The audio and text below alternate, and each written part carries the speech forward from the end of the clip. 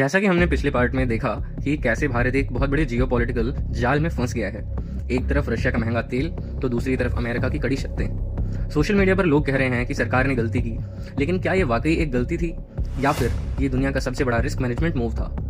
आज हम करेंगे सीधी बात करोड़ों डॉलर्स के नुकसान का वो एग्जैक्ट कैलकुलेशन जो आपको किसी न्यूज चैनल पर नहीं मिलेगा। The $40 billion risk, export collapse. सबसे पहला कंडीशन को हम समझते हैं। अगर भारत अमेरिका की बात नहीं मानता और ये ट्रेड डील साइन नहीं करता तो क्या होता? अमेरिका हमारा सबसे बड़ा ट्रेडिंग पार्टनर है। 2025 में हमारे एक्सपोर्ट करीब 80 से 100 बिलियन डॉलर के थे। अमेरिका ने सूरत के डायमंड्स और तिरुपुर के टेक्सटाइल्स पर 50% टैरिफ लगाने की तैयारी कर ली थी। आइए अब मैथ्स को समझते हैं। एक्सपर्ट्स के मुताबिक इससे हमारे एक्सपोर्ट्स में कम से कम 60% की गिरावट आती, यानी $75 बिलियन का 60% होता है सीधा सीधा $45 बिलियन का घाटा।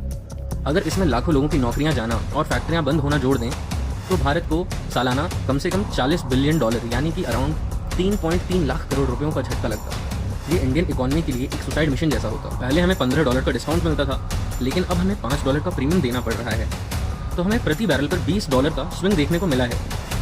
अगर आप $20 को 1.5 मिलियन बैरल और 365 डेज से मल्टीप्लाई करें तो this is totally around $10.9 billion, यानी कि $11 बिलियन अप्रॉक्सीमेटली।